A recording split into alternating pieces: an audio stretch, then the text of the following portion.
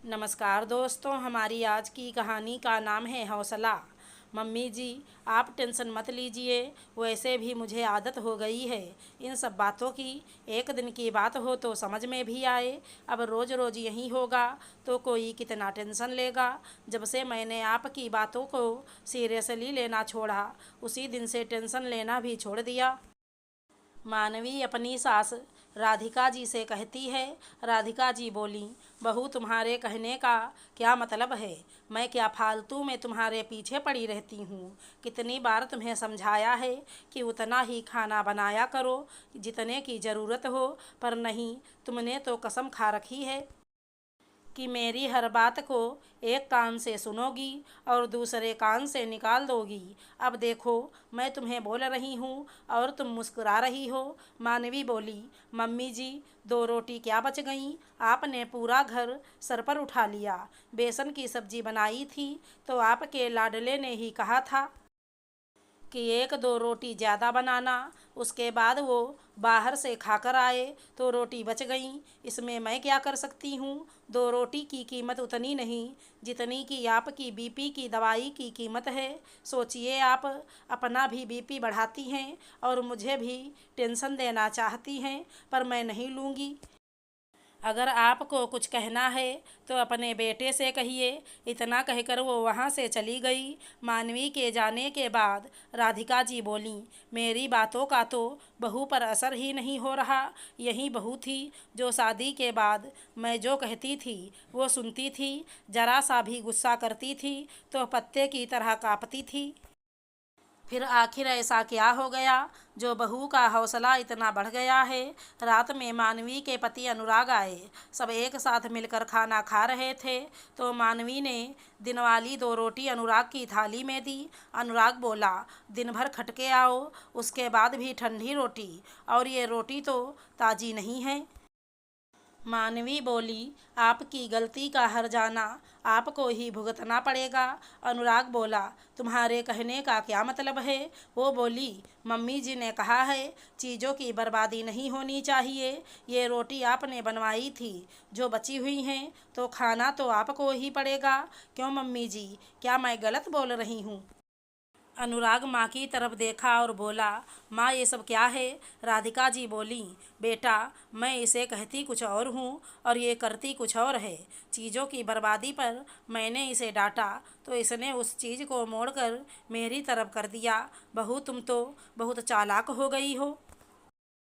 मानवी ने मुस्कुराते हुए अनुराग की थाली से वो रोटी अपनी थाली में ली और उन्हें ताज़ी रोटी देते हुए बोली, मम्मी जी, आप ही तो कहती हैं जिसकी गलती उसी को सज़ा मिलेगी। फिर ये आखिरी बार है जब मैं अपने पति के लिए समझौता कर रही हूँ और वो अपना खाना खाकर चली गई।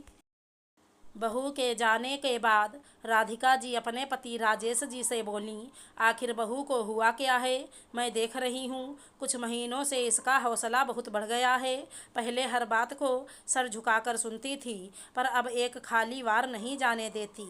राजेश जी बोले, भाग्यवान, मैं कहता था किसी को इतना मत दबाओ कि कल को जब वो सर उठाए तो तुमसे उसका कद ऊंचा हो जाए। जब बहू नई नई आई थी तुम बात बात पर उसे टोकती थी। अब तुम्हारे टोकने की आदत ने, तुम्हारे शब्दों ने उसे ढीठ बना दिया। राधिका जी बोली, आपके कहने का क्या मतलब है? बहू के ऐसे व्यवहार के लिए मैं जिम्मेदार हूँ। राजेश जी बोले, खुद तुम सोचो, जो बहू पहले तुम्हारी हर बात को मानती थी, आखिर उसने क्यों मानने से इनकार कर दिया? अरे कोई भी एक ही बात को कितनी गंभीरता से लेगा। और हंसी हंसी में तुम ही तो कहती थी कि जब मैं डांटूं तो मेरी बात को गंभीरता से मत लेना। तो लो, छोड़ दिया उसने तुम्हारी बात को सीरियसली लेना। इतना कहकर राजेश जी हंसने लगे और राधिका जी गुस्से से लाल पीली हो रही थी। अगले दिन राधिका जी ने सारी बातें अपनी बेटी रेखा को बताई। रेखा बोली, माँ, मैं आपको कितना कहती थी कि बात बात पर भाभी को टोका मत करो। सही कहते हैं पापा, बार बार कहने का नतीजा है कि अब भाभी आपकी किसी भी बात को सीरियसली नहीं लेती। राधिका जी बोली, तुम भी मुझे दोषी ठहरा रही हो। रेखा बोली, मम्मी आप भाभी की बात करती हैं। आपका नाती जो 9 साल का है, अगर मैं कोई बात बार बार कहती हूँ तो वो पलट कर कहता है। आप तो हर बात में टोकती हैं। मम्मी, अगर किसी इंसान को हम बार बार उसकी कमियां बताएंगे तो वो हमारी बातों को गंभीरता से कैसे लेगा। बेटी की बातों को सुनने के बाद राधिका जी को जब हर कोई यही कह रहा है कि वो बहू को बार बार टोकना बंद करें, तो शायद उन्हें खुद में सुधार लाना होगा। अगले दिन मानवी चाय बना रही थी। चाय उबल गई और गैस चूल्हा गंदा हो गया। राधिका जी दूर से देख रही थी। उन्होंने सोचा बहू को बोलें, फिर उन्हें याद आया और वो रुक गईं। ये देखकर राजेश जी बड़े खुश हुए और अपनी पत्नी को धीरे से बोले, राधिका सही जा रही हो। एक बार देखो तो कि तुम्हारे बिना बोले बहू करती क्या है। तभी राधिका जी ने देखा, बची हुई चाय को मानवी ने कामवाली को दिया और फिर खुद से गैस चूल्हे को साफ किया। अचानक से उसकी नज़र राधिका जी पर पड़ी। उसने मुस्कुराते हुए कहा, क्या हुआ मम्मी जी, कुछ कहना चाहती हैं? राधिका जी मुँह फेरते हुए बोलीं, कहने की ज़रूरत क्या है। इतने सालों में जो सीख ना पाए वो तो अनारी ही होगा। इतना कहते हुए वहाँ से चली गईं। अगले दिन मानवी रोटी और भिंडी की सब्जी बना रही थी। राधिका जी अपनी आदत के अनुसार रसोई के पास हाल में कुर्सी लगाकर बैठ गईं और वहीं से बहू पर नज़र रख रही थी। अनुराग आकर बोला, आज मैं भिंडी नहीं खाऊंगा, मुझे आज मटर पनीर खानी है। मानवी बाहर देखते हुए बोली, आपको पता है चीज़ों की बर्बादी इस घर में मना है। भिंडी बनी है तो भिंडी ही खानी पड़ेगी। अनुराग अपनी माँ को बोला, माँ मैं कमाता हूँ, क्या मुझे इतना भी हक नहीं कि मैं अपनी पसंद की सब्जी खा सकूँ। राधिका जी उठकर आईं और बोलीं, बहू जब ये मटर पनीर के लिए बोल रहा है तो क्यों नहीं बना रही हो। मानवी मुस्कुराकर बोली, मम्मी जी फिर भिंडी कौन खाएगा। वो बोलीं, बहू अभी भिंडी किसी को मत परोसो, उसे रात में हम इस्तेमाल कर लेंगे। अब 4 सब्जी बनाओगी और चारों एक बार में दोगी तो दूसरे टाइम में कोई भी नहीं खाना चाहेगा। इतनी समझ नहीं है। इतना कहते हुए वो चली गईं। इधर अनुराग और मानवी मुस्कुराने लगे।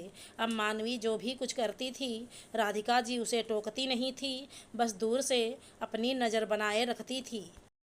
ये देखकर मानवी भी मुस्कुराती थी। एक रोज़ उसने राधिका जी के लिए खीर बनाई और बड़े प्यार से उन्हें देने गई। राधिका जी बोलीं, क्या बात है बहू, आज कुछ है क्या जो तुमने खीर बनाई है। मानवी हंसकर बोली, मम्मी जी ये खीर मैंने हमारे सुधरते हुए रिश्ते के लिए बनाई है। आपने एक बात गौर की, मैंने आपकी बातों को गंभीरता से लेना छोड़ दिया तो आपने मुझे टोकना छोड़ दिया। वो आपका मुझ पर से ध्यान हटा तो आप घर की दूसरी चीज़ों पर और अपने स्वास्थ्य पर ध्यान देने लगी। देखिए अब आप बीपी की दवाई भी आधी खाती हैं। अब मैं समझी, अगर हौसला साथ हो तो सारे टेंशन छूमंतर होते हैं। वहीं बैठे राजेश जी और अनुराग दोनों हंसने लगे तो राधिका जी बोली, ये मत भूलो बहू कि मैं अभी भी तुम्हारी सास हूँ। अगर मैं ढील देना जानती हूँ तो कसना भी जानती हूँ। फिर ना चाहकर भी तुम्हें गंभीरता से लेना ही पड़ेगा। वो तो मैं अपने बेटे के लिए कुछ नहीं कहती, वरना मैं क्या किसी बात से घबराती हूँ। इतना कहकर राधिका जी भी हंसने लगीं। मानवी मुस्कुराते हुए सास के गले लग गई और बोली, मम्मी जी हमारा रिश्ता ऐसा है जिसमें टोका टाकी और किसी बात को गंभीरता से लेने की क्या ज़रूरत है। आप माँ और मैं बेटी, कोई बात प्यार से ही समझा दीजिए या कभी कभी मेरी छोटी मोटी गलतियों को नज़रअंदाज भी कर दो। मानवी की बात सुनकर राधिका जी भी हंसने लगीं।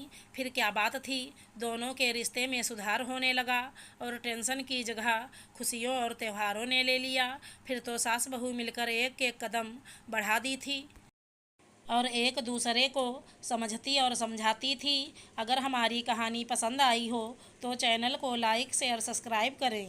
धन्यवाद दोस्तों।